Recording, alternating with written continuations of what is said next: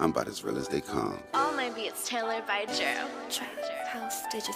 Maserati, Rick in Detroit. Convertible bird in Miami. Graduated summa cum laude. Strip club made a tsunami. Carlton Hines with the ball game. Grateful Edmonds with the snowflakes. Craig Pettis in the M-Town. Sal Magluta with the boat game. Falcone with the cocaine. Like Freeway Ricky with the plug game. Like Monster Cody in South Central. Larry Davis from close range. A daring daylight push-in robbery has left one woman wounded and police on the lookout for a suspect. Well, Christina Maurice, police say those two men walked right into the front doors here and lurked in the building for quite some time before seemingly choosing their victim at random, planting a package at his front door, then hiding and waiting to attack.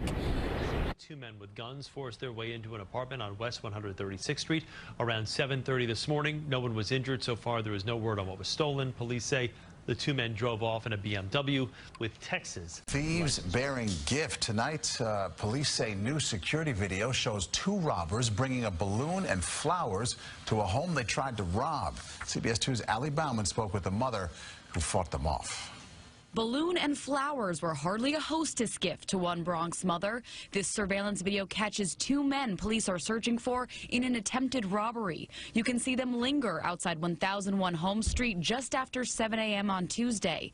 Once someone lets them in the building, one man hides under the stairs while the other waits outside a first-floor apartment for more than 20 minutes. I was sleeping, and I was the one that only heard the knock. So I told my mom, somebody's knocking at the door. Inside, a 31-year-old mother gets ready for the day with her 9-year-old son and baby girl. They were too afraid to show their faces. The mother speaks little English, so her son translates. She didn't see nobody. Like three or 5 minutes after that, she was gonna go out to buy me a sandwich, and that's why they started to push the door to get in. The mother says the man's face was blocked by balloons and flowers, but once he ran off, his shoe remained right here. Mother and son say they have no idea who would want to go after them. The attacker said nothing while trying to push his way in.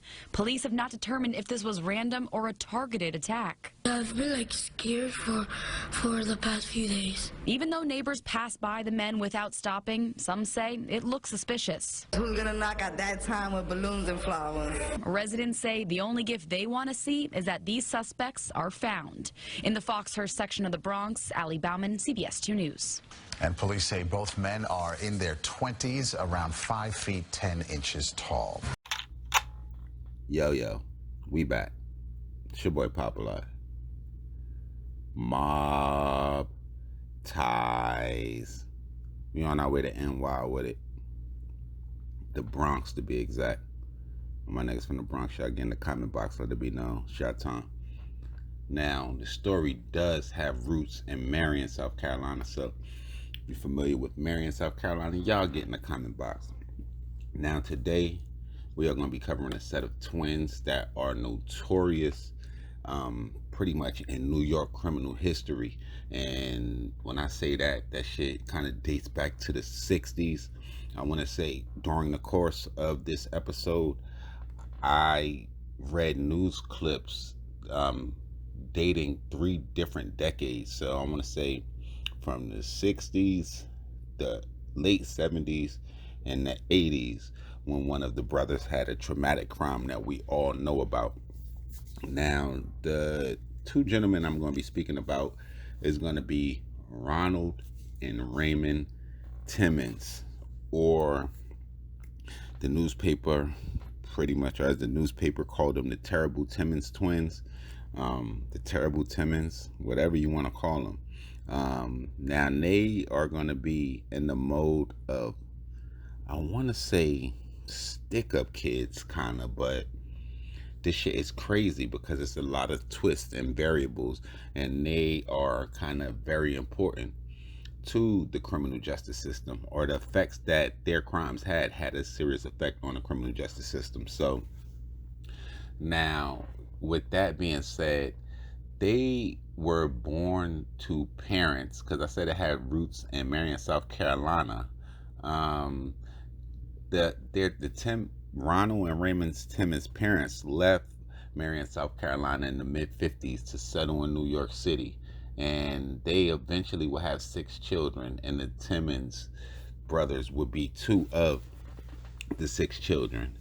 Now, it wasn't long after the move to New York, by all accounts, that the family split up, and the father would end up going his own way, and almost instantly it seems like the 2 brothers would be getting in trouble with the law from an early age, so much so that they are predominantly responsible for the law being changed. And we spoke about this on the Willie Bostic episode. They were also a pivotal factor in that, along with Willie Bostic. So it's almost like, I don't want to say their stories contrast. And if you didn't check out the Willie Bostic episode, go check that out real deep. But pretty much some of the same questions were being asked by the media and in the newspapers that was being asked in the Willie Bostic case. And I noticed that, where they were saying pretty much they were calling them habitual criminal offenders from an early age. And if you guys didn't see the Willie Bostic episode, he was influential in a law being changed in New York where a minor could be charged as an adult for a certain crime, like murder, for like certain violent and mainly violent crimes, I want to say. And it's anybody as low as 13. And they're going to say because the Timmons twins and Willie Bostic pretty much committed a series of crimes as adolescents that they were essentially not punished for, or didn't get the fair amount of punishment for. And not only that, another thing that really stood out with the Timmons is, you guys seen the videos, that the clips that we've seen in the beginning, they are going to be kind of, I want to say, labeled as the originators of the push-in robbery, what you now see a lot, or what they pretty much really call a home invasion, but their style was different. And another different thing with them was their propensity to rob the elderly, and that's another thing that brought a seriousness to the government to really change those laws. Now, the twins were born in New York City on June 26, 1957. Now, during their formative years, their parents were together, but it was pretty much a lot of turmoil between them. It could not be really figured out when the family did split, but they did split. And when they were 8 years old, and this was the twins, their mother brought a petition in family court to have them declared as pens, or persons in need of supervision. So also included in that petition was the twins' younger brother by the name of Barry. So they were 8. He was 2 years younger than them. He was 6 years old. And it's said that he would later develop some of the same problems manifested by his twin brothers. Now, the Family Court Act defines pens as any youngster under 18 years old who is a habitual truant, or who is incorrectible, ungovernable, or habitually disobedient and beyond the lawful control of a parent or other lawful authorities. So at one point they described Raymond Timmons as a habitual runaway. So they pretty much had problems almost from the start. Now, the first time the twins were actually arrested, like I said, they had been through a lifetime of crime. And I said it was 3 decades. The first arrest occurred on August 13th, 1969, when they were accused of assault and purse snatching. Now, it's not sure how pretty much those charges were handled, but from that point, so between 1969 and 1973, the twins were arrested at least 13 times on such charges as jostling, grand larceny, burglary, assault, and robbery. Now, in November of 1972, the family court sent the twins to the state training school at Otisville, New York. Now, that decision was based on the adjudication of a 1970 case that dragged on for about 2 years. Now, in that specific case, the twins were accused of menacing passengers on a subway in Brooklyn. They were accused of overturning seats and fighting with transit officers, which one of the transit officers had to be hospitalized. So, just to kind of give you a perspective, they couldn't even make it to that training center when police accused them of mugging a 92-year-old man in the Bronx before they were sent away to Otisville. And that mugging had occurred in October, the month before they were sent away, of 1972.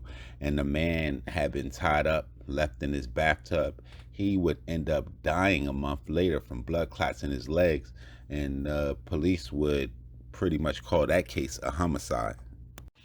So after all of that, they would end up being released in February of 1974, and not long, approximately 3 months after that release, police accused the twins of robbery, burglary, assault, and unlawful imprisonment of a couple that lived on East 92nd Street, and that was in Manhattan. They pleaded guilty to that robbery charge in the second degree. Now, that case was it was impactful because it marked the first time that they were ever convicted in criminal court, because most of their cases were going through family court because of their age as juveniles. And it meant there pretty much after that their cases as juveniles was closed and behind them, and it pretty much wouldn't be reopened. So on that first offense as young adults, they were sent to Capsaki. And I want to say Ronald ended up being paroled on February 17th. And it wouldn't be long before October the 26th of that same year, he was arrested as an adult, and he was pretty much charged with the beating of an 82-year-old woman at her Bronx apartment. And that case, I want to say that would end up being a murder case for him. So they just have a wild history going back in New York in the criminal justice system. And I had some accounts that said it's still going on in the jail. They pretty much wilding out in there too. Now, the kicker to this case is going to be Ronald Timmons, who teamed up with another thug from another pretty much notorious crime family, was one of the assailants in the robbery of AZ, or if you guys remember the scene in the movie where he was pulled into the apartment, he was one of those assailants, and him and his co-defendant ended up being sentenced to 112 years to life. And he pretty much had outrage to the victims. So this shit just deep. Y'all make sure y'all follow me on Instagram, on Twitter. It's your boy POP_A_LOT. I'm gonna be back with some more of that real trill spill, and y'all know what it is. It's the mob ties.